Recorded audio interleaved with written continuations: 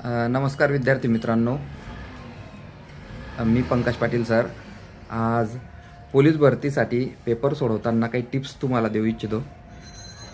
Paper सोडवताना सर्वात पहिले पेपरचं स्वरूप पाहून सगळ्यात पहिले तर आपण जी केकडे गेलं पाहिजे. जी केमध्ये जे आपल्याला जमतं आहे ते सोडवा. त्याच्यानंतर जे नाही जमलं त्याला गोल करा. मराठी व्याकरणच्या सेक्टरमध्ये जा. मराठी व्याकरणमध्ये फक्त जे जमते त्यालाच हात लावा, बाकी सगळे गोल करा.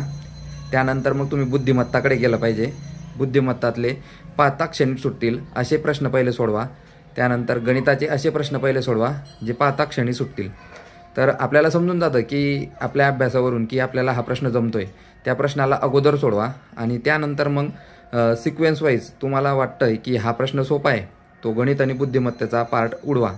गणित आणि बुद्धिमत्तेचे क्लासेस वाढल्यामुळे मुलांना 50 पैकी 48, 47, 49 असे मार्क्स येतात.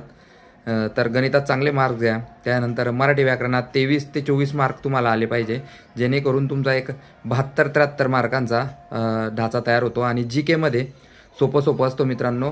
मंत्रिमंडळ असेल, त्यानंतर काही नियुक्त्या असतील, काही खेळ असतील, चालू घडामोडीशी तुमचे 5 रिलेटेड प्रश्न, त्याच्यानंतर 10 प्रश्न तुमचे महाराष्ट्राच्या भूगोलाशी रिलेटेड असतील. तर महाराष्ट्राचा भूगोल तुमचा आजपासून 2 ते 3 वेळा वाचून झाला पाहिजे. त्याच्यानंतर इतिहासाचे काही समाजसुधारक वगैरे विचारलेले असतील. त्यानंतर 2 ते 3 प्रश्न तुम्हाला सामान्य विज्ञानाचे विचारलेले असतील. त्याच्यात तुमचे जीवनसत्व असतील, रोग असतील, त्यानंतर कोणता शोध कोणी लावला आहे, अशा काही गोष्टी असतील. आणि एखाद 2 प्रश्न अर्थशास्त्र, त्याच्यानंतर राज्यघटनेवर तुम्हाला पंचायत राज स्तरावर असतील काही प्रश्न. असा एक 25चा ढाचा असतो. त्या 25मध्ये जर तुम्ही मित्रांनो 15 ते 20 मार्क घेतले तर तुमचा पेपर नक्कीच 90+ जातो.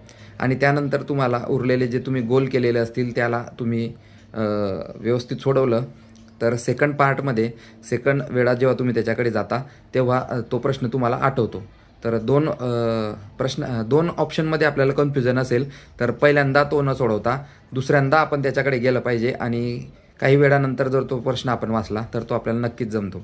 गणित आणि बुद्धिमत्ताचं पण सेम तसंच असतं मित्रांनो. काही वेळा तो आपल्याला फर्स्ट पार्टमध्ये नाही समजत, पण जर सेकंड पार्टमध्ये म्हणजे अर्धा 1 तासानंतर जर आपण त्या गणिताकडे किंवा बुद्धिमत्ताकडे गेले तर आपली बुद्धी स्थिर झालेली असते, पेपर सोडवण्याच्या माइंडसेटमध्ये आलेली असते.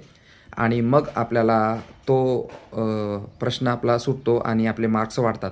घाई न करता, सिली मिस्टेक न करता तुम्ही हे पेपरचं नियोजन जर अशा पद्धतीनं केलं तर अजून मी तुम्हाला मदत करून काही गोष्टी सांगेल.